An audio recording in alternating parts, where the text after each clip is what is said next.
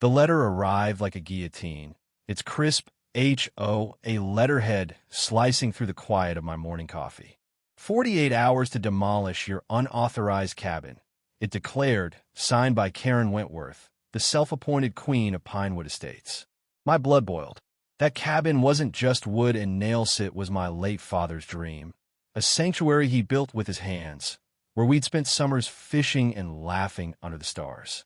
Karen, with her manicured claws and gated community crown, thought she could erase it with a single stamped envelope. I wasn't just angry.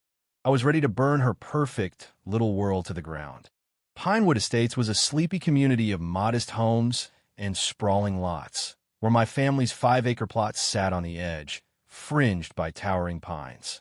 My cabin, a cozy 400-square-foot retreat, was technically on my land, but violated some obscure HOA bylaw about non-primary structures. Karen, the HOA president, had been gunning for me since I inherited the property.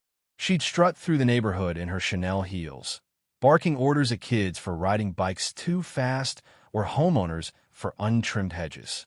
My cabin, with its weathered charm and defiance of her sterile aesthetic, was her personal vendetta. She'd already fined me twice for unsightly landscaping, read, wildflowers. This eviction notice was her checkmater, so she thought.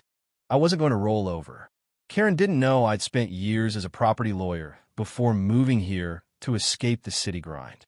I dug into the HOA's bylaws, a 200-page monstrosity of legalese. Buried in the fine print was a clause.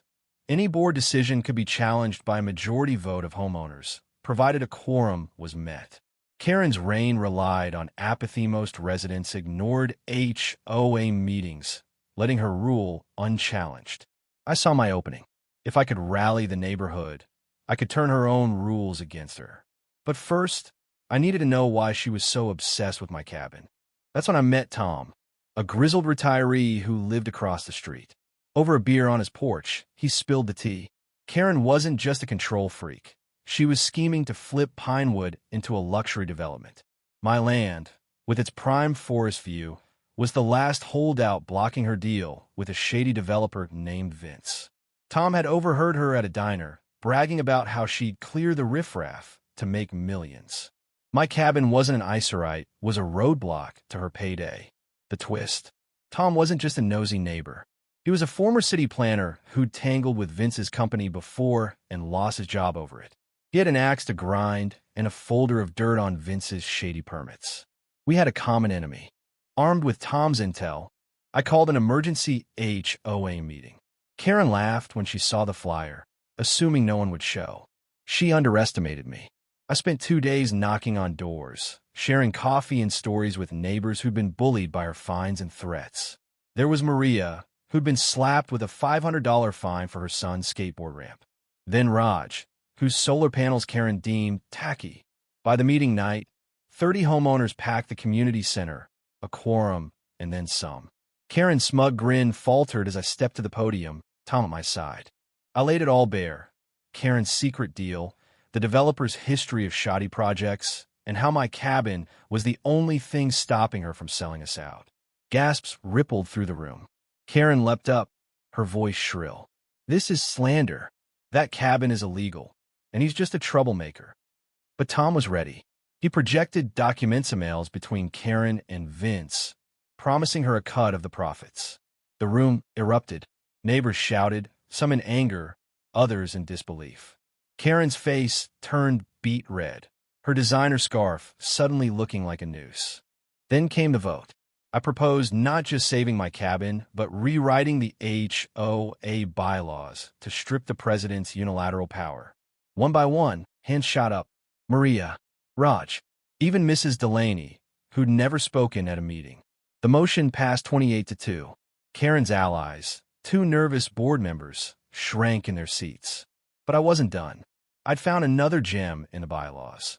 The HOA could adjust dues and rental fees for board members who violated fiduciary duty. Karen owned 3 rental properties in Pinewood.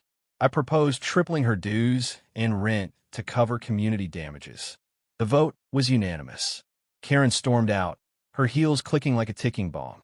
The next day, she made her final stand. I woke to find my garden trash flower beds uprooted, tools smashed, and get-out spray painted on my cabin's door. Neighbors gathered, phones out, recording her tantrum. Karen stood there, pristine in her cashmere coat, sneering at me like I was dirt. "You think you've won?" she spat. "I'll sue you into the ground." But her bravado cracked when Maria stepped forward, holding up her phone. She'd caught Karen red-handed, mid-vandalism, on video. The crowd closed in, murmuring. Karen's eyes darted, realizing she'd been caught. She fled to her SUV, tires squealing as she peeled out. The fallout was swift. The video went viral on X, tagged Pinewood Karen. Neighbors shared their own stories of her bullying, and the developer backed out, spooked by the bad press. Karen's rentals sat empty. Tenants refused to pay her inflated rates. She tried to sue, but no lawyer would touch her case once Tom leaked Vince's shady permits to the county. Last I heard, she'd sold her Pinewood properties at a loss and moved to a condo downtown, her HOA crown shattered. My cabin still stands, its wildflowers blooming brighter than ever. Pinewood's new HOA board, led by Maria, slashed dues and planted a community garden. Tom's now the unofficial historian, regaling newcomers with the tale of Karen's downfall. I learned that power only lasts as long as people stay silent. We didn't just save a cabin, we reclaimed our home. What do you think? Did Karen get what she deserved? Or should we have shown her mercy? Share your thoughts on X. Let's talk about standing up to bullies.